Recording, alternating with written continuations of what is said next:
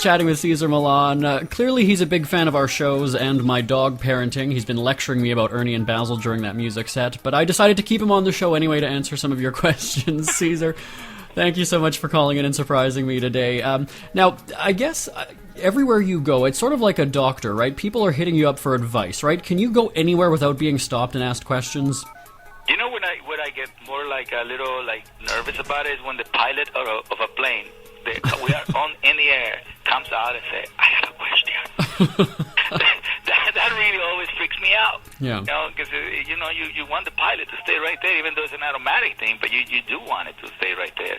You never know. And so you're absolutely right. Anywhere in the world, anywhere. I mean, we were in Europe and then we went to Asia. Anywhere in the world, people have questions about their dogs, and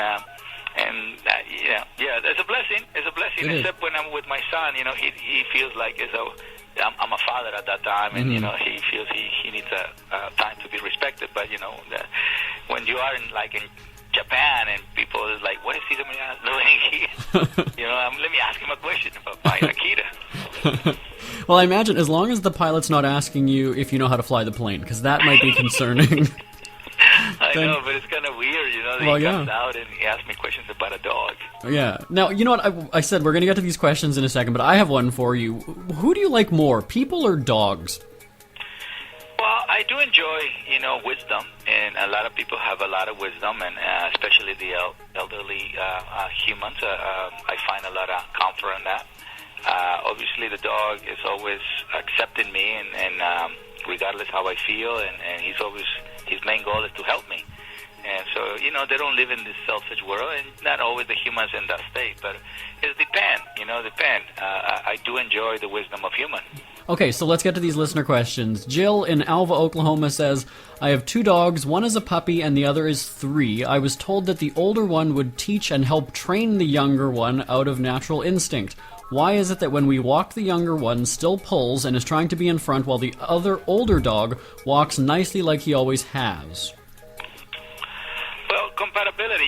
When I rescue Junior, I didn't rescue a puppy that was higher level energy than Daddy. I didn't want Daddy to have the stress of too active of a puppy. So what I did is I rescue a medium level energy dog that was just like Daddy. So automatically Junior feels that he needs to be behind Daddy.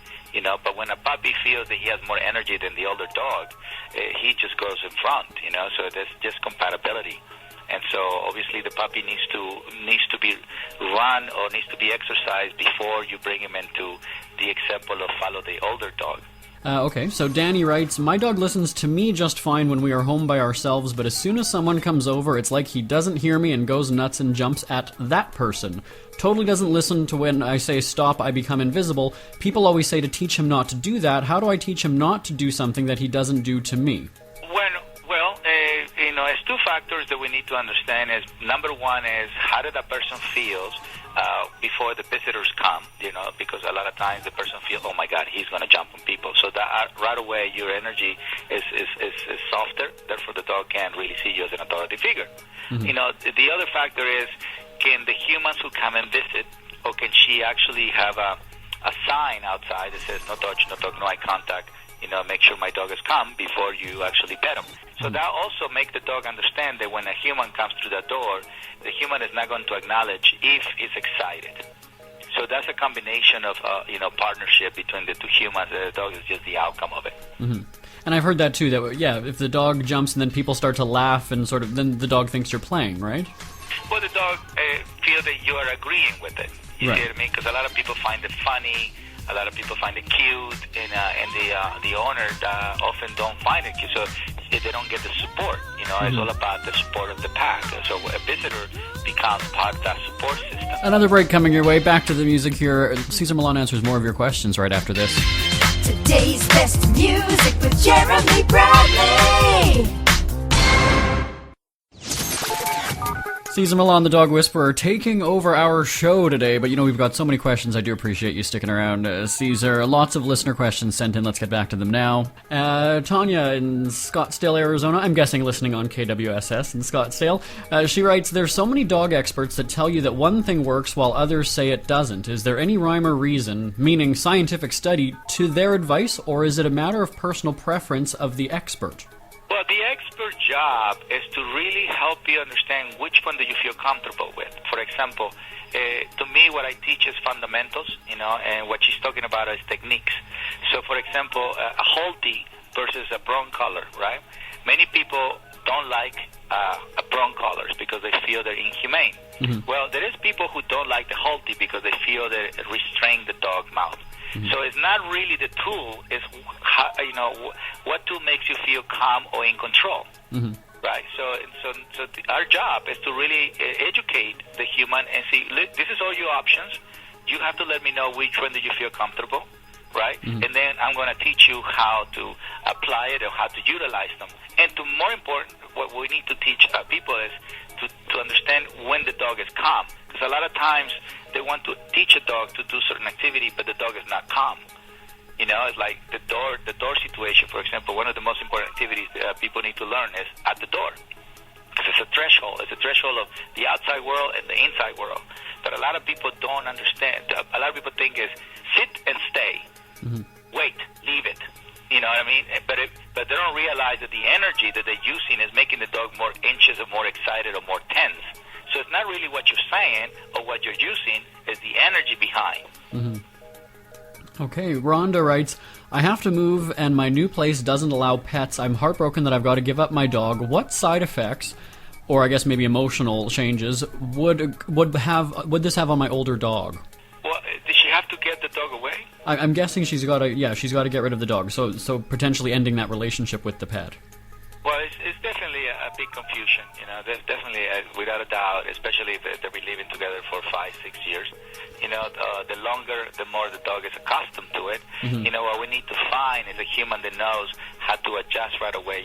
So the ideal for that dog is to go to a family that is stable with a dog, because that influences the dog right away.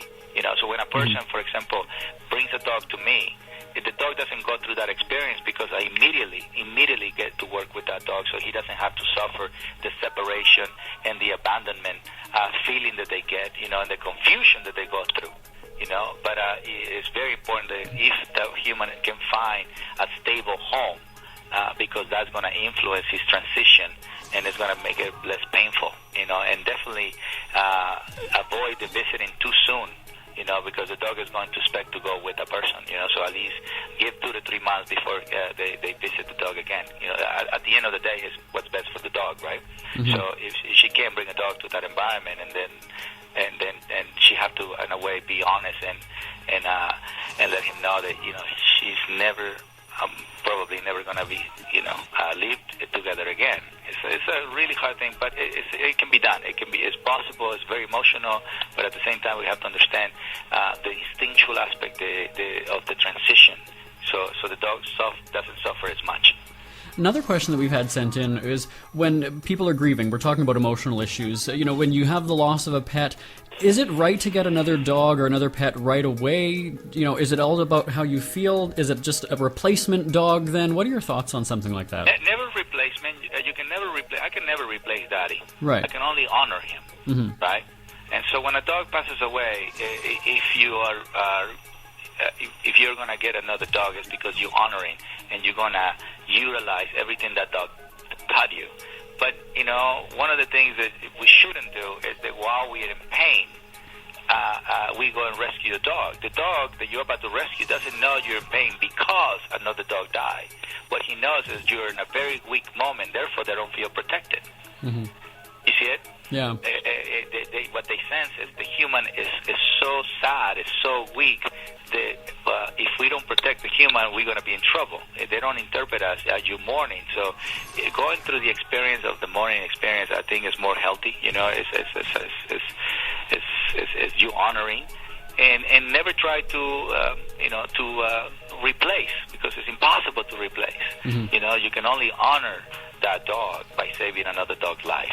Yeah, well, we've got so many other questions, but not enough time. We're out of time, Cesar, but yes. I know there's tons of information on your website for pet owners, dog lovers. What's the address for your website?